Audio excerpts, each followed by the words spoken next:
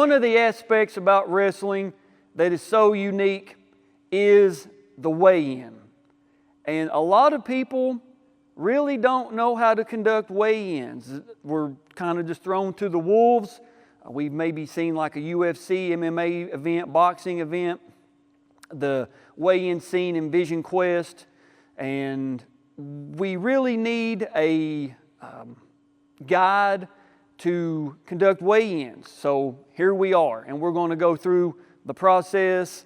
But when you arrive at the gym, the arena, whatever it may be, and how to conduct weigh-ins, how to do your pre-meet duties. So before we get started, this is the 2025-2026 season. And if you're watching this after this season, that means that there's not been a rule change to the weigh-in procedures. And the rule change was, and I want to make sure I get it right, it was in Rule 122, the random draw procedures. And I've got my handy dandy random draw bag.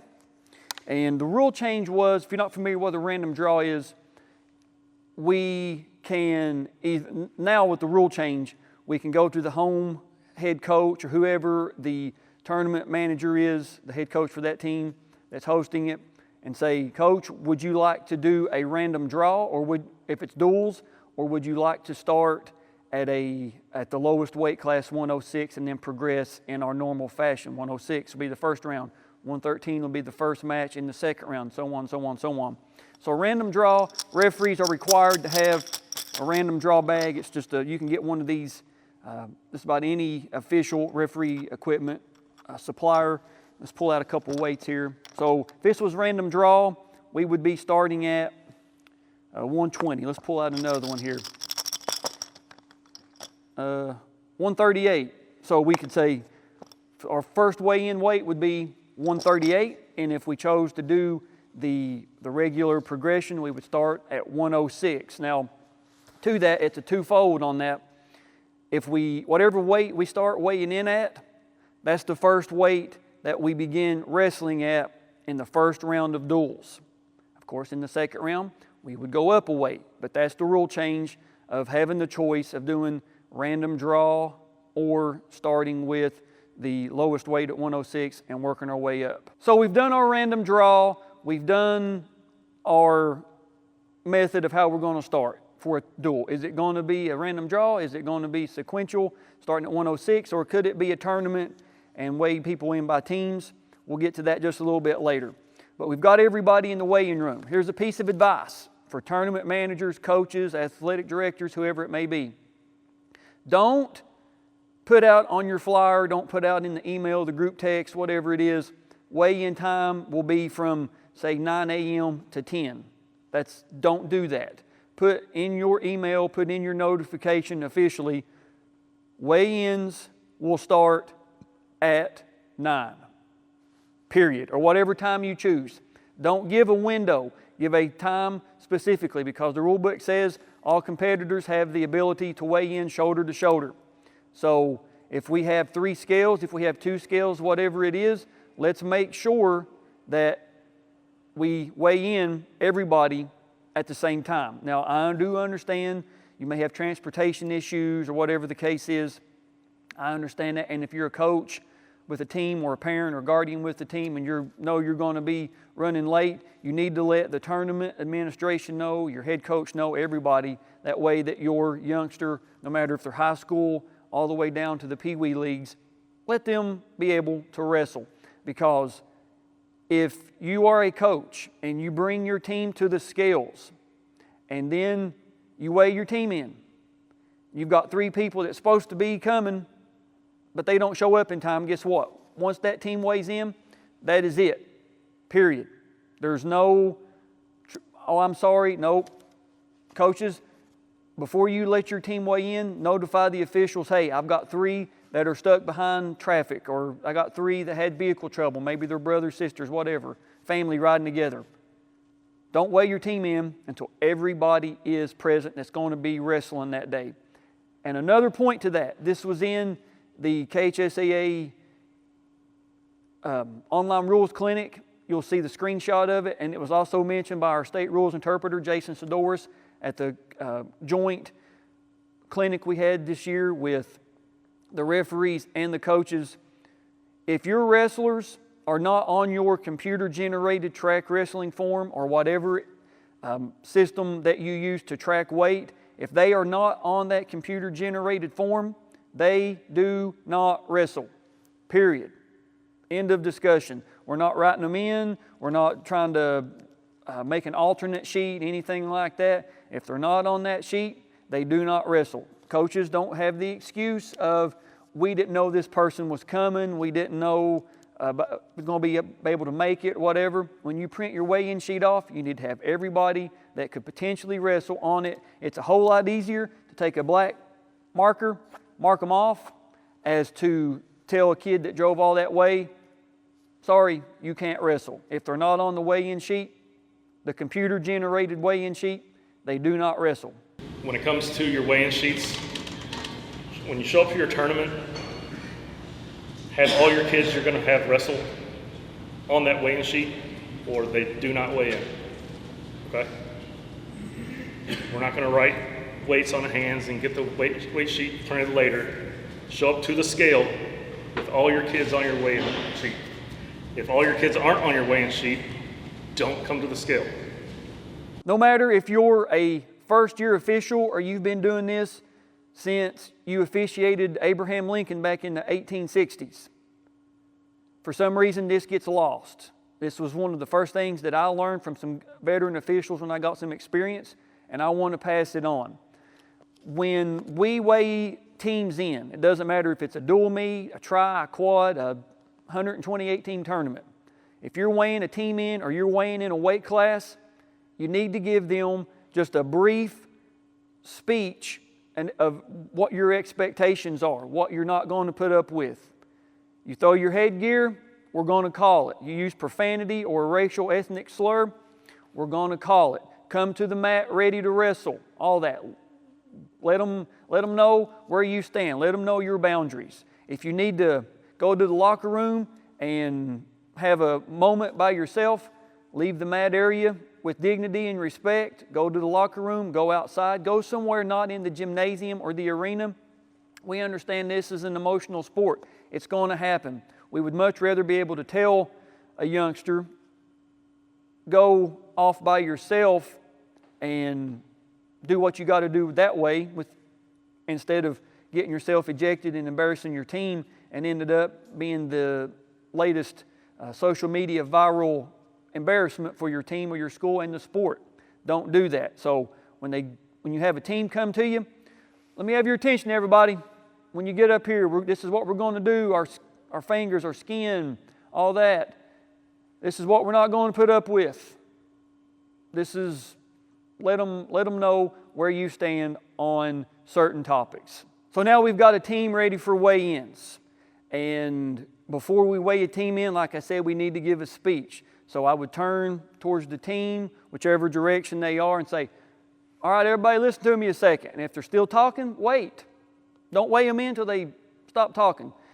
Have your seniors, your team captains, whoever it is, hey, so-and-so, whenever your team's ready for weigh-ins, we'll begin. I promise you, you get some seniors or some captains, they'll be ready for weigh-ins. If you have a skin form, you need to have it with you at the scale. If you have any special equipment we need to look at, mouthpiece, knee brace, anything of that nature, you need to have it with you in the line. Now, officials, if we have somebody that needs a skin form and they forget to bring it, or they have a mouthpiece and forget to bring it, have a little bit of a heart if they're in here in the gym, because we'll talk about that just in a second. Let them go get that. Hey, we'll wait on so-and-so. Don't weigh anybody in until they go get it. I promise they won't forget it again. Or at least they shouldn't anyway. But announce, if you have a skin form, any special equipment, mouthpiece, anything of that nature, bring it with you. Now, for the official side, you need to have a black Sharpie and an ink pen and a clipboard. It's always good to have these three things with you. We are not responsible. When I say we, the officials are not responsible for fingernail clippers. That is not our responsibility. And you're going to find out why just in a second. So it's not our job to have those. That is the team's job. The on-site healthcare provider may have them, but it's not our responsibility. So we're going to simulate. This is the team's weigh-in sheet. This is Rule 457. All contestants, male and female, shall weigh in together wearing a legal uniform and suitable undergarment in Rule 411. There is no weighing in girls separate. There is no weighing in boys separate. Why? Because they have to come to the scale weighing the legal uniform. That can be the one-piece singlet here, as our demonstrator has, or it could be the compression shirt and the compression shorts or shorts designed for wrestling. One of those two. You have to come to the scale in that uniform, one or the two. That's it. We don't need to conduct weigh-ins in a locker room, in an area. You can see we're in a gym. Weigh-ins should be conducted mat side. Have the scale like we've got it here, and as soon as weigh-ins are done, put it up, put it in the case, take it wherever, put it out the way. But weigh-ins need to be conducted in the gym, not in a cramped locker room. So we would have teams lined up. Now, if there's two officials, we would have one person at the scale getting weights and names. The other referee would be checking nails and skin. And this is how we check nails and skin. We would give our speech. If you have a piece of special equipment, if you have mouthpiece, anything of that nature, bring it with you. They'd get up here, okay, nobody's got a skin form, yada, yada, yada. We would go on.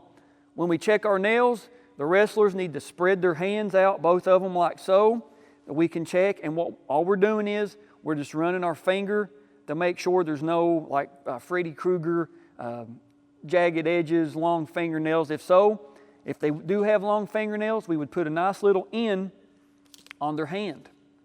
And they couldn't wrestle until they come to the official, check my nails. They would mark it off, have them mark it off with the pen. You can go take it, go to the bathroom, wash it off or whatever.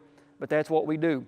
For the skin, they would raise their arms up like so, step in front of the camera, raise your arms up like so, and they would do a slow spin. Doesn't matter if they go left or right, they would do a slow spin. So now we're going to weigh in our demonstrator here. Sir, if you would, fingernails out for me. All right, looks good. Arms up, spin. All right, looks good to me. All right, sir, what's your name? Cole Jewel. What weight class? 165. 165. All right, sir, step on. And you weigh in, looks like 164.8. All right, good. Once the wrestler weighed in and everything was good, they can get their belongings and head back to the team bench area, the bleachers area, whatever it may be. So now let's say our demonstrator weighs 165 pounds and he misses weight. So sir, if you would, step on. We went through the fingernail and the skin checks. He steps on. He weighs in at 167.8. There's no weight allowance. There's no growth. He is overweight by almost 3 pounds. Now, he can immediately step back onto the scale and challenge the weight there, or if there's another scale available in the weigh-in area, we would stop. If you got two referees, we're going to stop weigh-in, sir. You come directly with me. We would go find to the next scale over and step on. Let's say he stepped on there and he weighed the same. He would not be eligible to wrestle 165. He would have to go to 175. I'm sure that'll make his coach real happy, but that's the way it is. You have the ability to step on the same scale, or if there's not another one available like that, or you could go to another scale and challenge it that way. When you come to the weigh-in line, wrestlers, you can't leave to go to the bathroom. Once you've been called to weigh-ins, that's it. You are weighing in as is. There's no, I need to go to the restroom, I need to do this, I need to do that. It's over. Once you're in the weigh-in line, you should have done that before weigh-ins were called. You don't wear shoes to weigh-ins. Now, if you want to wear like a pair of like slippers, if maybe you come from the bleachers and before you get into the weigh-in line, you kind of toss them to the side, there's not going to be too much of a issue there, but you can't wear them in the weigh-in line No shoes of any type in the weigh-in line. You don't wear your headgear in the weigh-in line. No body jewelry, no bracelets, no earrings, nothing like that.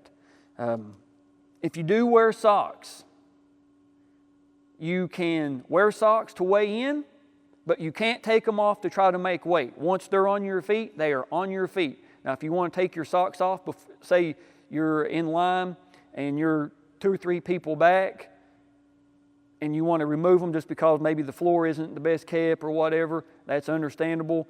Hey, I'm taking my socks off because the floor is dirty. I don't want to get my feet dirty, or whatever the case is. Let what you're doing be known.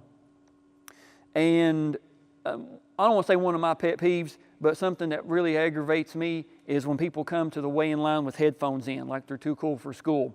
It's not going to kill you for 2 minutes to not have earphones in or have headphones on. Take them off, lay them on your bag, lay them where you can see them. People don't want to steal them, whatever. But you can't also take your singlet off. You can't take nothing that you have on to try to make weight. Once you're in the line, that's it. That is it. And you don't have to weigh in the singlet that you wrestle in. And here's what I mean by that. Is a lot of teams have like placement singlets, final singlets, regular meet singlets, dual meet singlets, whatever. If you're one of those teams, that's cool, great. You got a great program. But just because you weigh in maybe in a regular singlet, it's got to be regulation singlet, your team colors, team sponsored, all that. But if you say your colors are red, white, and blue, and maybe your primary singlet is like red, blue trims, white lettering, whatever, and you have a final singlet that is like white with red and blue trim, you don't have to weigh in every singlet that you weigh in. You have to weigh in just one legal singlet, and that's it. Now, as the sport grows, the ability to get more wrestlers out, more teams are coming out, but something that also is happening that we're seeing is the knowledge of what wrestling is, and the weight classes really aren't landing home yet. And what I mean by that is a lot of teams are trying to get football players out. Hey, you don't even have to compete. We just want you out in the mat room. We just want you out working out, getting ready for football season, learn how to tackle this, whatever. But if you do have a couple of wrestlers that are heavyweights that want to come out and compete, that's cool. But here's the thing. Our heavyweight maximum weight is 285 pounds. After Christmas, you get 2 pounds of growth. Then if there's a snow day, people can't practice, whatever. The most that somebody could weigh is 289 pounds after Christmas, and if people couldn't practice for X amount of days. We have wrestlers that are 300 plus, and you bring them to a meet, if they're actually over 285 pounds before Christmas, guess what? They're not going to be able to wrestle. So don't put the referees in a position to tell somebody they can't wrestle. That's scrimmage, that's exhibition, that's none of that. If they're over that weight limit, they cannot wrestle, period. That 285-pound weight limit is there for a reason. And we have unfortunately had to tell some wrestlers, hey, man, I'm sorry, at 350 pounds, we can't let you wrestle, and have to explain to some parents and some coaches, guys, the weight limit, the weight class is there for a reason. So just be mindful for that. And a couple more little things that I want to say. If you're watching this and you are a coach, a guardian, a parent, athletic director, somebody involved with the team that has girls, a girls-only team, you have a co-ed team, whatever, the rule book is very plain about what wrestlers have to wear, especially our girl wrestlers, about having to wear a sports bra, something that completely covers the breast area. The 2025 state tournament, Kentucky State Tournament, we had 2 accidental breast exposures at the state tournament. And I can say, as somebody who was there in an official capacity, it was uncomfortable for everybody. So just because something meets the minimum requirement in the rule book doesn't mean it's going to provide maximum coverage for our girl wrestlers. Some of our girl wrestlers are more developed than others, and you need to make sure before you send your girl wrestlers out that they are properly protected and certain parts of their anatomy isn't going to be exposed, because that is not what we want. We absolutely do not want anybody to have certain parts of their anatomy exposed in front of schoolmates, classmates, live streaming, whatever. That's not what we want. We definitely never want to see that happen at any level. So just be mindful of that. And the last thing that I'll hit on is our scales need to be certified annually for accuracy. The rule book says that it can be done by state association adoption of where and how and all that. So depending on where you live, you need to contact your wrestling contact at the association, your state association. Where can I get my scales certified? And they need to have that little sticker on them, certified for accuracy, because that is, what's the point of having weigh-ins if your scales aren't going to be accurate? What's the point of having your kids think they're on weight using a scale that isn't certified, going to a meet and everybody being over a pound or a pound and a half or whatever it is? So just be mindful, little things like that, of stuff you may not know, but watching this video, now you've got the info. And we want to wish everybody a great wrestling season. Like I said, 2025, 2026, if you're able to watch this past this school year, this wrestling season, that means nothing's changed. We'll see you guys and girls on the mats.